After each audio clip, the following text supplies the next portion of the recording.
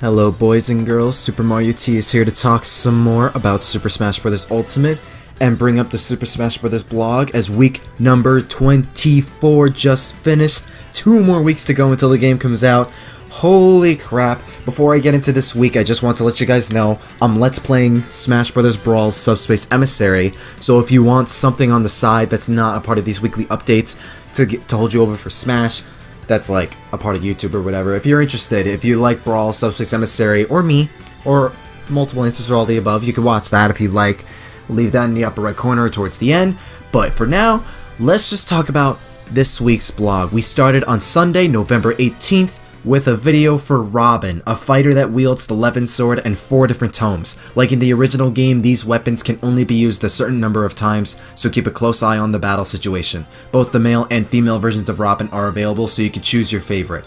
Last week, I ended the week with guessing which characters would be shown off, and right off the bat, this post right here proves me wrong with one character I thought was going to get revealed next week. But later, to compensate, I got one character right that they announced this week, but we'll get to her later on.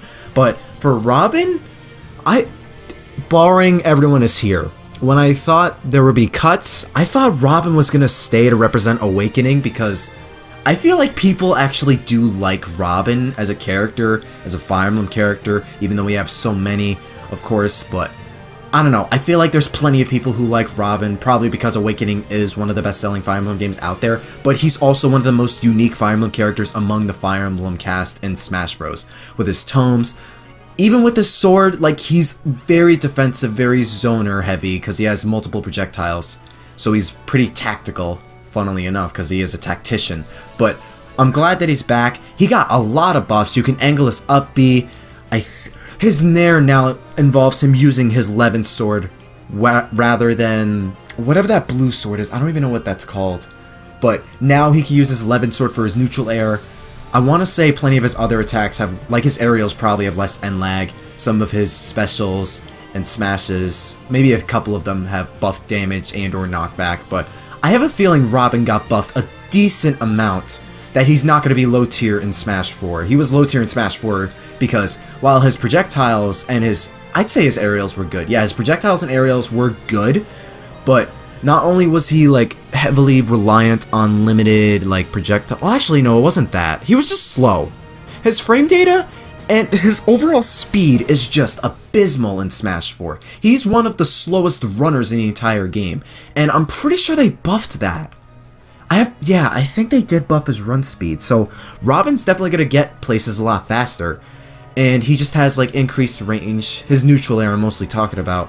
I don't know the specifics, but I have a gut feeling that Robin definitely got buffed in more areas than one. That he's not going to be as quote-unquote bad like he was in Smash 4. He wasn't really bad, but he wasn't by any means good either. And I don't really have much to add other than, like, I like how unique he is. He at least keeps some of the Fire Emblem cast more fresh with a unique playstyle, but like everyone else, he still uses a sword, and whatever the Fire Emblem character we're going to get for DLC, because you know we're going to get another one, give him or her an axe or a lance or a staff or a tome. Don't give him a sword.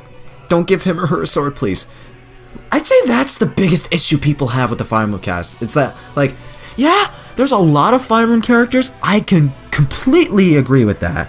Because you compare them to the other casts, like Mario, it makes sense why he has 9 characters. He's Nintendo's mascot. Pokemon makes a lot of sense. One of the best, or one of the most successful Nintendo franchises.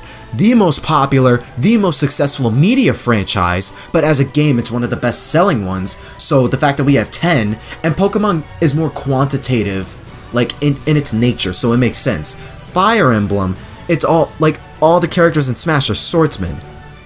There's not a lot of variety between them, especially when half of them play so much like Marth. And you look at Zelda, which has less characters than Fire Emblem, which, like, you can't blame people for saying we have too many Fire Emblem characters in Smash Bros. Because, yeah, Fire Emblem is getting a lot more popular ever since Awakening, but it was not like that like 10-15 years ago.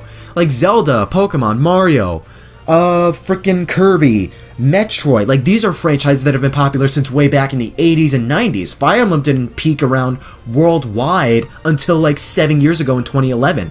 It was popular in Japan, probably, but it did not get anywhere in the States, even though Marth, Roy, and Ike were relatively popular thanks to their appearances in Smash Bros. It wasn't until Awakening and Robin, Lucina Chrom, like that game, I've yet to play it though, but I know how popular it is, that it wasn't until then that it basically saved the franchise from being dead, because Fire Emblem wasn't selling that well outside the States. I have no clue if it was doing bad in Japan beforehand, but I'd assume so if it wasn't doing that good worldwide. And Fire Emblem Awakening was allegedly supposed to be the last Fire Emblem game, but it practically saved the franchise, and now we're seeing like a lot more Fire Emblem. It's kind of a weird thing too, because Smash kind of played a part in Fire Emblem's success, because we wouldn't know about it if it wasn't for Marth and Roy being in Melee. And yeah, it's crazy how Smash did play a part in Fire Emblem being so popular worldwide, but it really was Awakening that pulled the franchise out of the ditches into the limelight, that Nintendo considers it as popular, as important, as... oh god, what's the word I'm looking for? As... I said this in the DLC video. Lucrative, where it's like extremely profitable. I can't believe I blanked on that for 10 seconds. But, oh my god. Like, I get why, like, we have this many Fire Emblem characters, and yeah, everyone's back, everyone's here, but you look at Zelda, which is, like, one of the most successful Nintendo franchises, up there with Pokemon and Mario. It's, like, on a whole different level compared to Fire Emblem. In my opinion, Fire Emblem's somewhere beneath Kirby, somewhere around Animal Crossing and Metroid, probably above Metroid, but below Animal Crossing, because there's been a big lull with Metroid ever since the Wii, and we didn't see Fire Emblem like hit its peak since Awakening. And Fate sold incredibly well, Heroes is doing incredibly well, like Fire Emblem's just been going on and up. It's been just like completely rising up in this world. Meanwhile, Metroid's dipped, and we didn't see it start to rise back up until last year with Metroid Samus Returns on 3DS. So yeah. We have more Fire Emblem characters than Zelda, and a lot of them play similarly. I think the argument is valid in that we do have a lot of Fire Emblem characters, and we need some more variety. For me, I just need some more variety, because I don't need that many Marths. I like Marth. I've been liking Marth a lot more over the years, and I like Roy, but can we have some more characters who can use different types of weapons and abilities? Because I played Fire Emblem Heroes. I didn't play any single Fire Emblem game outside that, only the first 2 chapters of Awakening, but even I know that Fire Emblem consists of so many more characters than just sword users. I don't like how Fire Emblem is being represented in Smash, because it could do so much better than how it is right now. It's not bad, but lord is it oversaturated. It's just oversaturated with the amount of like sword users and the lack of variety. That's the main problem I see with the Fire Emblem cast and Smash Brothers. That's my main issue. I would like to think that's a lot of other people's issues, because I don't think it's the number that's the issue, it's the lack of uniqueness and variety and the distinction. But that's just me. I don't know. I went on a lot longer than I thought I would for that one. On Monday, the 19th of November, today's item, the Guile Assist Trophy, appearing from the Street Fighter series. He crouches down and waits patiently, then delivers a flash kick to anybody who approaches. Don't get too close. This Assist Trophy, I love that Street Fighter's getting a lot more love in Smash Brothers, especially after Ryu got added as DLC in Smash 4, because we have Ken, we have all the Street Fighter music, and now we have Guile as an Assist Trophy. Like, Guile? I'm so glad he's here as an Assist Trophy. Along with his theme, like, yes, just yes, yes, yes. He looks good. I like that. I like how he functions as an assist. Next to Chun-Li, he probably would be the first option I would go towards if I wanted a Street Fighter Assist Trophy in Smash Brothers. And oh god, what else did I have to say? Mainly regarding Ryu's classic mode, but I don't think I can add too much to that. But if you're gonna have Guile's theme, like him as an Assist Trophy would complement that so much more, and I'm glad they're doing that in Ultimate. He does look good. On Tuesday, November 20th, you can now listen to King Bowser. Enjoy this arrangement by original composer Koji Kondo as you reminisce about your past battles with Bowser. And I thought this was a different type of song originally, right? Because the Bowser fight in Mario Galaxy was titled King Bowser, and I'm like, wait, are we getting King Bowser remix from Galaxy? What? But no, it's the Mario Bros. 3 Final Battle remix. I did a reaction, which I'm gonna play in 3, 2, 1, play.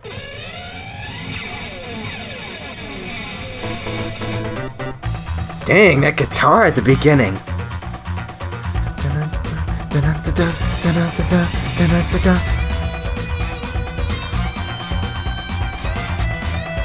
This is nice. And Koji Kondo made this too. My boy Koji Kondo. This is definitely a bop.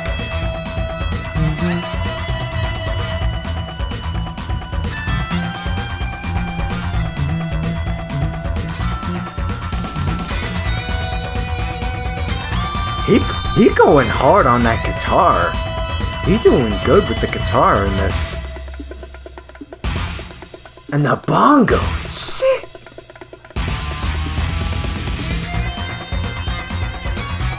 This is smooth. No, that is smooth. I thought it was smooth. Like, you heard that little snippet in Bowser's overview, and it sounded good, and I wanted to hear more, but like, it wasn't what I was expecting, but it's not bad. Like, I kind of like that. Like, it was smooth. The bongos, they go hard on the bongos in this one. Like, it sounds nice. The guitar too. How the hell could I forget about that guitar? Kondo. I love the shit out of Koji Kondo's work in the Mario games, because you all know I love me some video game music.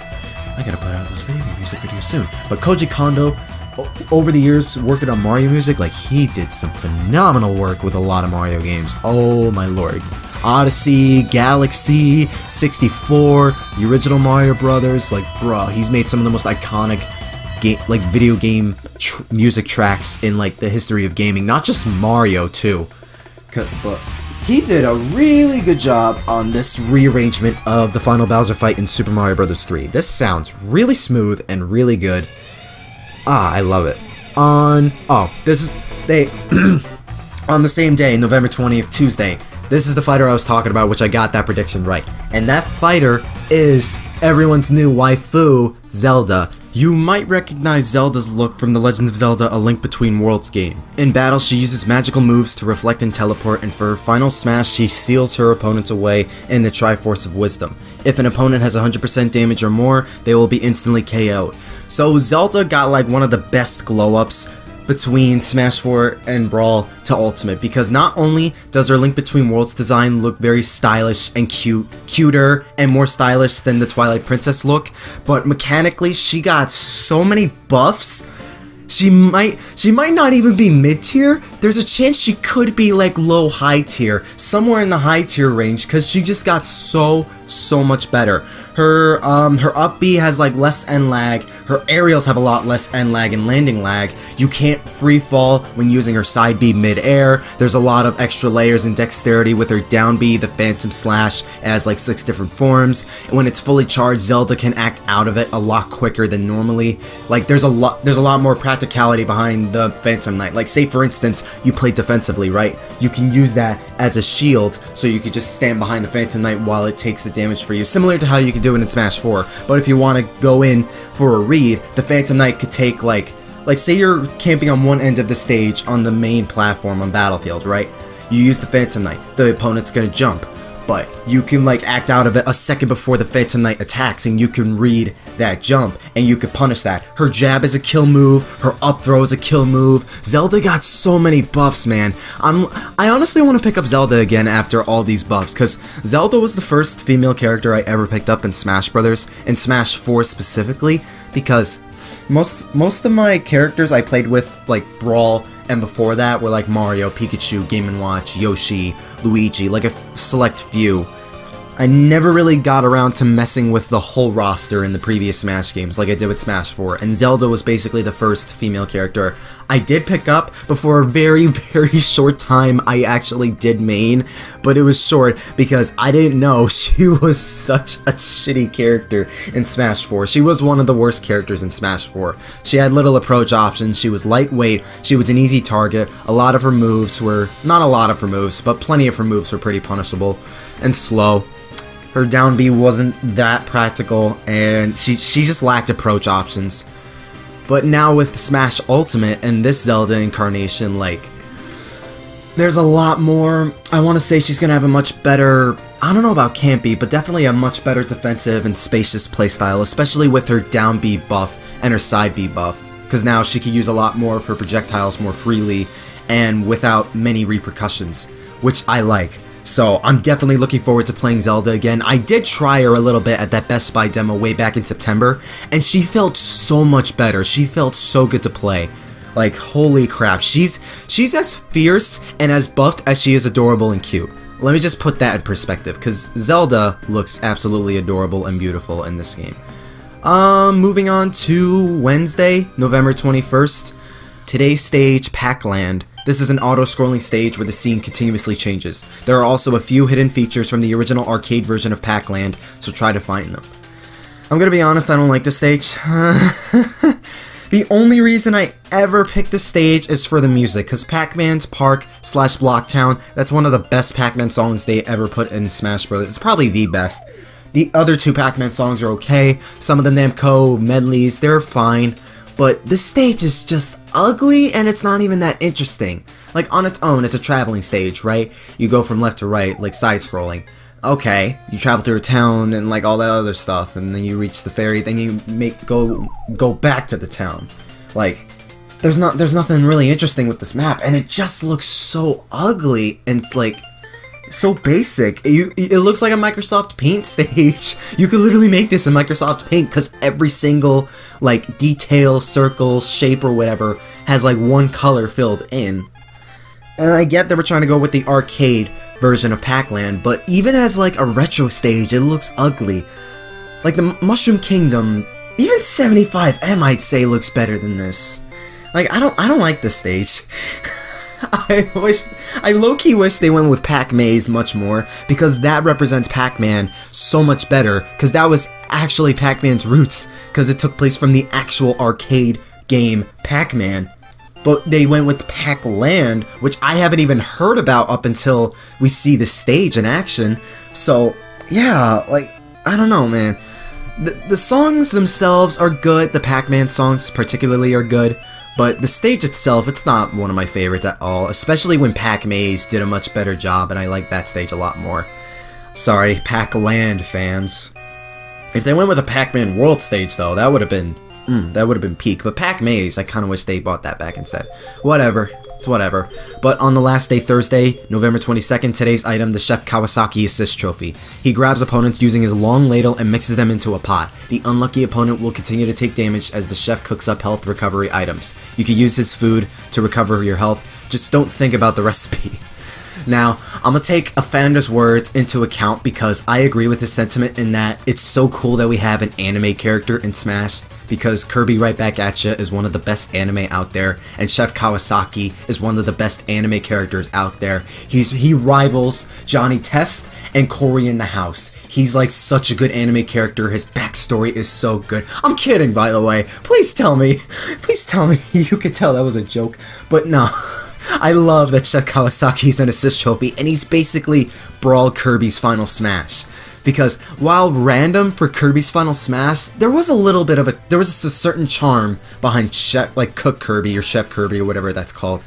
And having Chef Kawasaki reenact that ability fits so much better realistically because he's a chef, obviously. So that, like, this already makes a lot of sense. And mainly for that alone, I just like this assist trophy, but also Kirby Right Back At You. It's like, oh, I know that guy. I watched the anime for like 10 minutes. I'm gonna watch it at some point. Probably the Japanese version, but I mean, it's cool that he's here. I like it. His long ladle and whatnot. I could make jokes about Sanji from One Piece, but not really. And that covers it for this week. This week was, I'd say it was good. Zelda, maybe a little bit of Robin, Guile, and the King Bowser thing was my highlights. But we have 2 more weeks of updates.